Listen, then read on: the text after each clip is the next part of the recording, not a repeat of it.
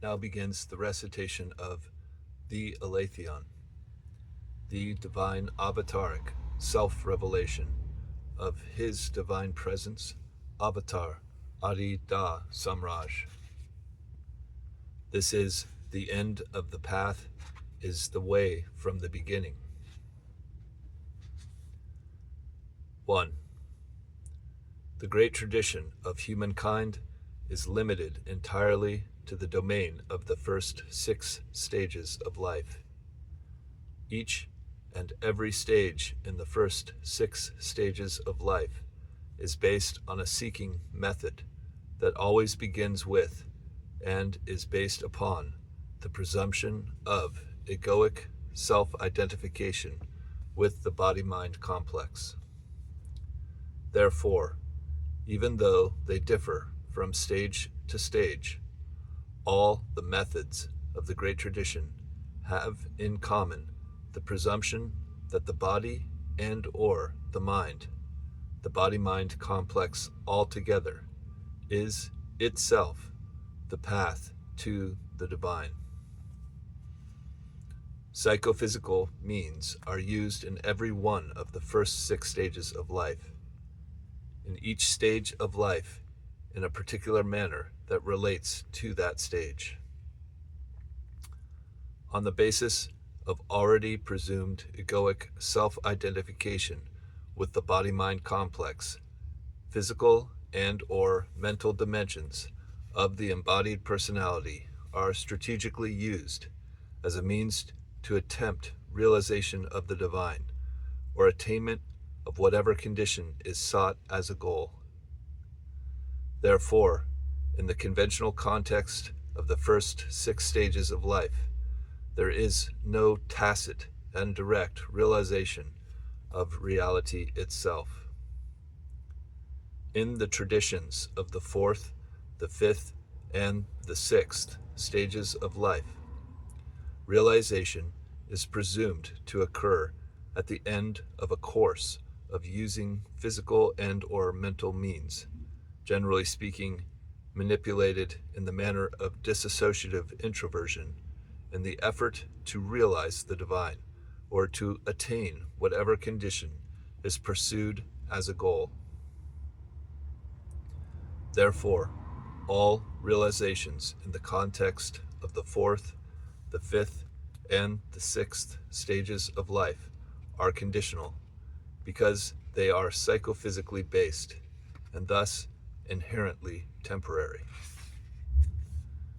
The conditional nature of all such realizations is the reason why practitioners in the traditions of the 4th, the 5th, and the 6th stages of life find themselves required to engage intensely fierce ascetical practices in order to maintain the desired mode of presumed realization in place.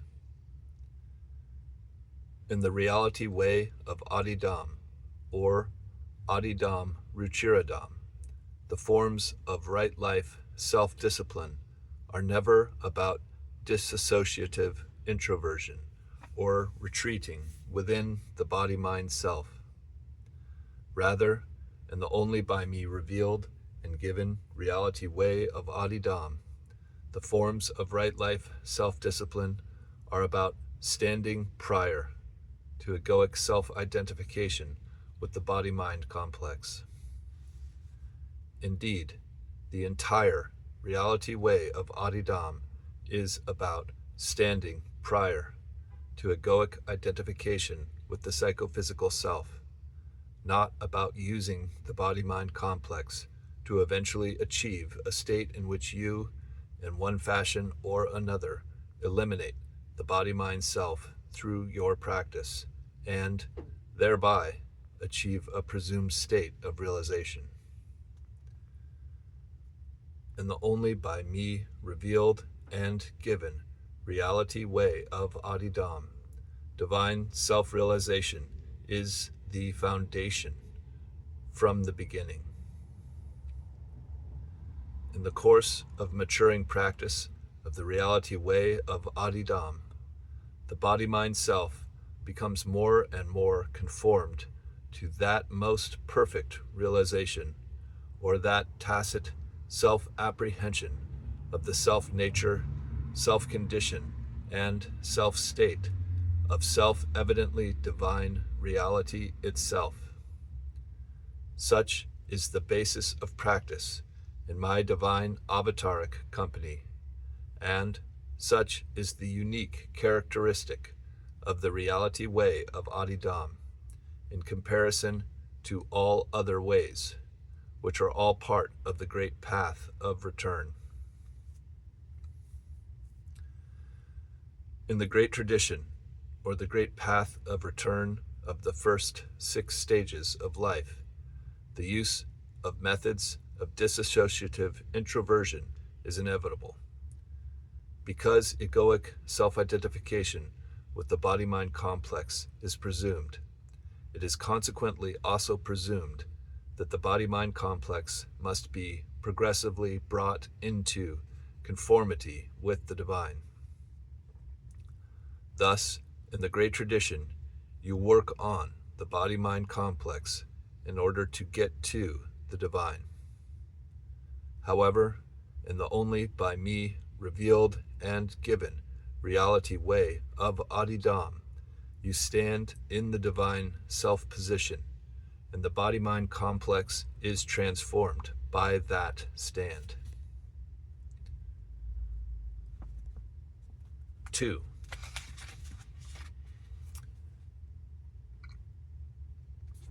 Consider this. Devotion to me is a conductivity relationship to me.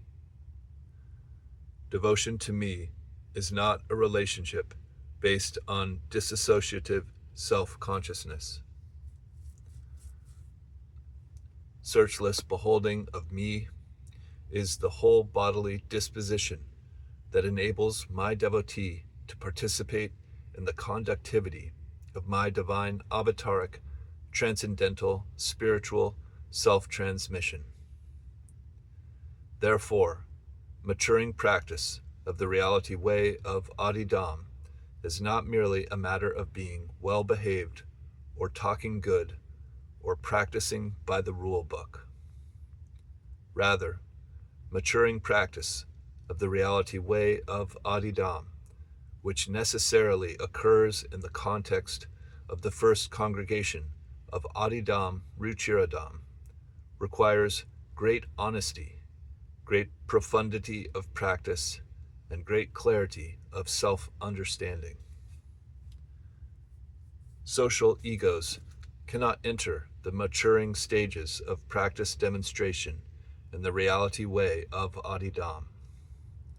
In the only by me revealed and given reality way of Adidam, every maturing practitioner necessarily practices with profoundest responsibility for his or her hidden character, or what is underneath the social ego. The Oedipally based id-like character is fully within the sphere of responsibility of my maturing devotee, whether he or she is celibate or sexually active. For my by me transcendentally spiritually awakened first congregation devotees, that profound responsibility must consistently be demonstrated to be the case. All of my by me transcendentally spiritually awakened first congregation devotees must fully and directly demonstrate real conductivity devotion to me. Radical devotion to me is fundamentally a conductivity process, as well as being, in the root sense, a transcendental matter. If the practice of any by me transcendentally spiritually awakened first congregation devotee is right and true, there will necessarily be the demonstration of real conductivity signs of a transcendental spiritual nature. The only by me revealed and given reality way of Adidam is a realization-based practice rather than a realization-seeking practice. Because that practice is realization-based, its evidence is inevitably demonstrated in terms of the individual's psychophysical signs.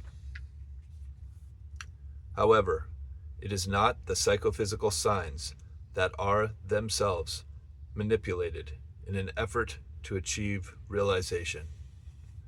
Rather, the changes in the psychophysical conditions of individuals practicing in the reality way of Adidam come about because of profound root devotion and conductivity communion with me, the real process of tacitly standing prior in the realization disposition from the beginning.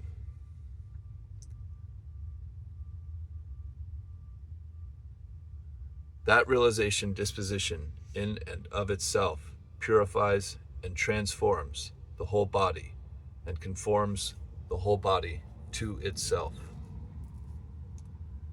Thus, in reality itself, the divine self-nature, self-condition, and self-state conforms the whole body to itself.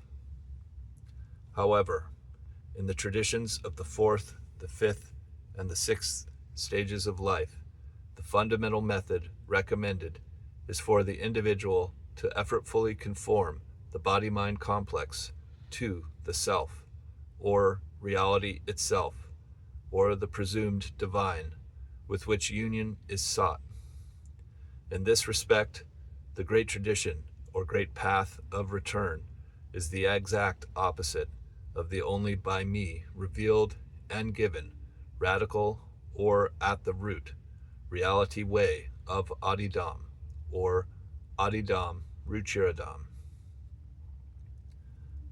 My true devotee never uses the body-mind self in any strategic, manipulative manner in order to seek to attain me or to attain realization itself. Rather, my true devotee stands in the position of realization, prior to egoic self-identification with the body-mind complex, and the body-mind complex is thereupon transformed because of its conformity to the realization disposition.